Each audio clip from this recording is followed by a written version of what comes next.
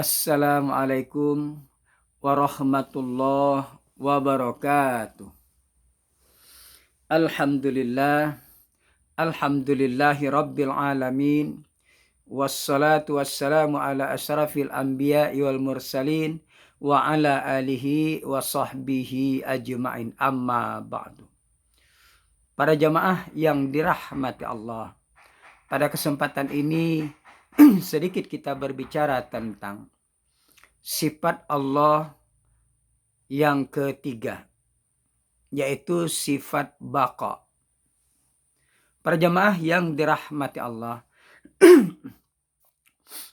baqa ini dapat kita artikan berarti kekal, abadi, tidak pernah rusak dan tidak ada penghabisannya, tidak ada berkesudahan. Maka itulah yang biasa kita sebut dengan baqa. Lawan dari baqa adalah fana. Jadi mustahil Allah itu bersifat fana, berarti mati, rusak, hancur, dan berkesudahan. Maka itu adalah mustahil. Para jamaah yang dirahmati Allah,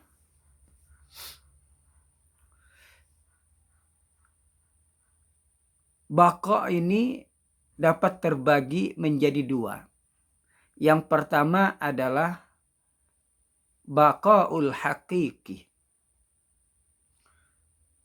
Jadi zat dan sifat Allah itu adalah kekal, tidak berkesudahan, tidaklah hancur, tidaklah dia fana, dia terus-menerus ada dan tidak berakhir. Inilah yang biasa kita sebut dengan baqaul hakiki atau kekal hakiki. Yang kedua adalah baqaul ardi. Nah, di sini baqaul ardi ini adalah makhluk Allah yang dikekalkan oleh Allah Subhanahu wa ta'ala. Jadi baqaul ardi ini adalah dia kekal tapi dikekalkan oleh Allah Subhanahu wa ta'ala. Siapa saja yang dikekalkan oleh Allah Subhanahu wa ta'ala? Yang dikekalkan oleh Allah itu, makhluk Allah itu sangat banyak. Di antaranya adalah ruh kita ini. Jadi ruh yang ada pada tubuh kita ini adalah kekal abadi, yang dikekalkan oleh Allah Subhanahu wa ta'ala. Jadi ruh itu tidak mampu untuk mengekalkan dirinya sendiri, tak mampu. Tapi yang mengekalkannya itu adalah yang maha kekal, yaitu Allah Subhanahu wa ta'ala. Jadi orang yang disebut dengan mati itu bagaimana? Yang mati itu adalah tubuh. Yang kita masih hidup ini, itu adalah ada dua unsur. Unsur zahir dan unsur batin. Unsur zahir ini adalah tubuh kita ini. Dari ujung rambut sampai ke ujung kaki. Ini tubuh namanya. Nah, itu tidak kekal. Dia akan hancur. Dia akan mati. Kenapa dia mati? Karena ditinggalkan ruh. Ketika ruh keluar dari tubuh kita ini, maka tubuh kita ini menjadi mati. Jadi ruh tetap hidup. Ditempatkan oleh Allah di suatu tempat. Yang nanti apabila setelah hari kiamat, hari berbangkit, kita berada di yaumul mahsyar,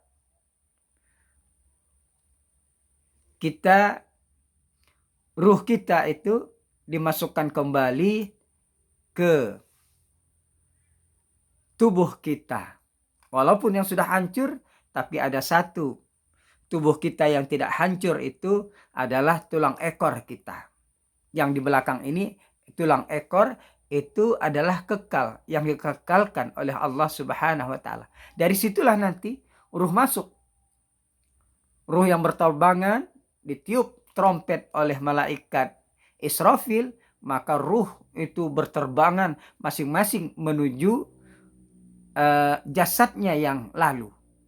Masuklah dia ke dalam tulang ekor itu. Nah, kemudian dengan seizin Allah maka hidup lalu seperti jasad kita yang telah lalu. Tapi jasad kita itu yang setelah kiamat itu bergantung kepada amal ibadah kita.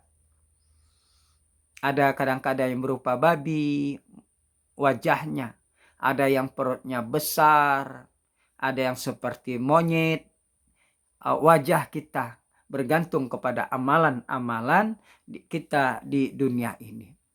Nah, jadi yang kita mati sekarang, ruhnya tetap hidup. Oleh karena itu, kita berziarah kubur, itu yang kita ziarahi memang jasad, tapi sebenarnya adalah ruh kita. Walaupun ruh kita dengan seizin Allah tidak berada di tempat. Nah, maka oleh sebab itu kita ucapkan Assalamualaikum. Assalamualaikum. Berarti yang kita ajak bicara adalah yang hidup. Siapa yang hidup? Adalah ruh kita. Bukan jasad. Jasad itu sudah hancur lebur, mati. Nah, para jamaah yang dirahmati Allah. Kemudian yang termasuk kekal itu adalah surga dan neraka. Itu dikekalkan oleh Allah Subhanahu wa Ta'ala. Dia tercipta, tapi dia berawal, tapi tidak berakhir. Seperti arasnya Allah, Baitul Ma'murnya Allah, kursinya Allah, itu kekal abadi.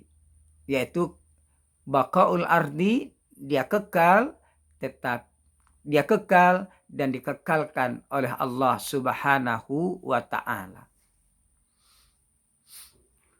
Jadi banyak yang dikekalkan oleh Allah Subhanahu wa Ta'ala, yang tidak berkesudahan. Para jemaah yang dirahmati Allah.